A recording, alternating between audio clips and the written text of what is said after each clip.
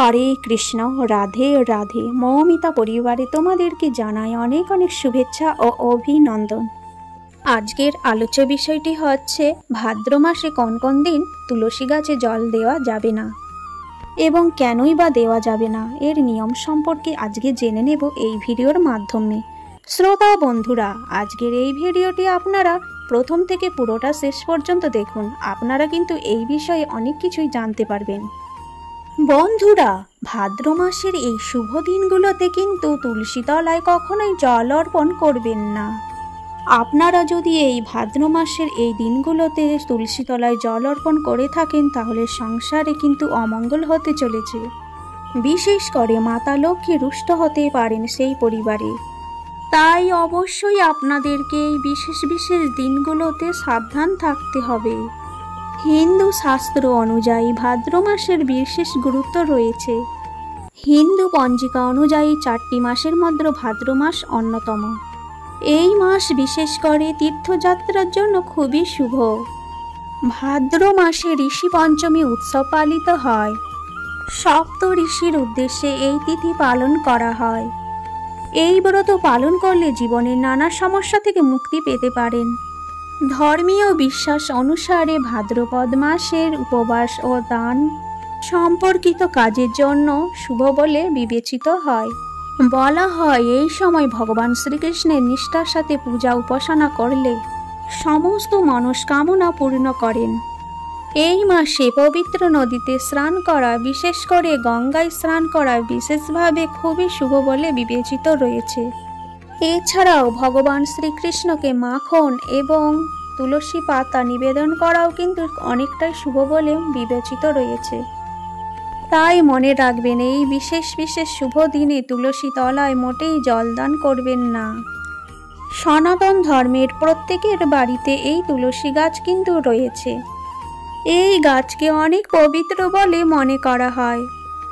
যে বাড়িতে তুলসী গাছ আছে সেইখানে মা লক্ষ্মীর বিরাজ করে, সেখানে লক্ষ্মী ও ভগবান বিষ্ণুর আশীর্বাদ বজায় থাকে। ভাদ্র মাসে তুলসী পূজা করার সময় এই বিশেষ কথাগুলি আপনাদেরকে মনে রাখতেই হবে, যাতে সুখ থাকে এবং পুজোর পূর্ণ ফল পাওয়া যায়। একই সঙ্গে তুলসী তলায় প্রতিদিন নিয়মিত জল অর্পণ এবং সন্ধ্যায় প্রদীপ জ্বালানো সমৃদ্ধির দরজা খুলে দেয় এবং সংসারে বয়ে আনে আর্থিক লাভ। কিন্তু এই ভাদ্র মাসে আপনারা কখনোই এই দিনগুলোতে জল অর্পণ করবেন না। প্রথমত, ভাদ্র মাসের 4টি রবিবার তুলসী তলায় কখনোই জল অর্পণ করবেন না। বিশ্বাস করা হয় যে ভাদ্র মাসের প্রতিটি রবিবারে তুলসী মাতা ভগবান বিষ্ণুর জন্য নির্জলা উপবাস থাকেন। তাই এই দিনে জল নিবেদন করলে তুলসী মাতার উপবাস ভেঙে যায় এবং আপনার পূজার সম্পূর্ণ ফল পাওয়া যায় না। শাস্ত্রে বর্ণিত রয়েছে এই দিনে তুলসী পাতা স্পর্শ করা উচিত নয়। ভাদ্র মাসে এমন উৎসব রয়েছে যে এই দিনগুলিতে কিন্তু তুলসী গাছে জল অর্পণ করা উচিত নয়। অবশ্যই মনে রাখবেন, ভাদ্র মাসে প্রথম যে একাদশীটি পালিত হয় সেই একাদশী 24টি একাদশীর মধ্যে সর্বশ্রেষ্ঠ। এই একাদশী চলমান আপনারা কিন্তু তুলসী গাছে জল অর্পণ করবেন না, তুলসী পাতা ছিঁড়বেন না, সেই বিষয়েও কিন্তু মনে রাখবেন। এই ভাদ্র মাসে গণেশ চতুর্থীর দিনে তুলসী গাছে জল দেওয়া একদমই উচিত নয়। গণেশ চতুর্থী ভগবান বিষ্ণুর উপবাসের দিন। এই দিনে তুলসীকে জল অর্পণ করলে ভগবান বিষ্ণুর উপবাস ভেঙে যায়। তাই এই দিনগুলিতেই তুলসী দেবীকে জল অর্পণ করা উচিত নয়। তুলসী হচ্ছে হিন্দু ধর্মের পবিত্র উদ্ভিদ, যা লক্ষ্মী ও বিষ্ণুর সাথে সম্পর্কিত রয়েছে।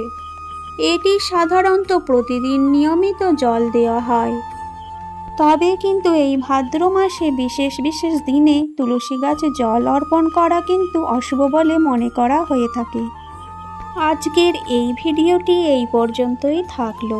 সকলেই ভালো থাকবেন, সুস্থ থাকবেন। এই ভিডিও থেকে আপনারা যদি একটু উপকৃত হয়ে থাকেন, অবশ্যই একটি লাইক এবং কমেন্টে জানাও জয় শ্রীকৃষ্ণ। এবং তার সাথে আমার এই ছোট্ট ইউটিউব চ্যানেলটিকে আরেকটু এগিয়ে নিয়ে যেতে অবশ্যই সাবস্ক্রাইব করে পাশে থাকা বেল আইকনটি ক্লিক করে রাখুন, যাতে আমার এই রকম ভিডিও আপনারা কিন্তু খুব সহজেই পেয়ে যাবেন।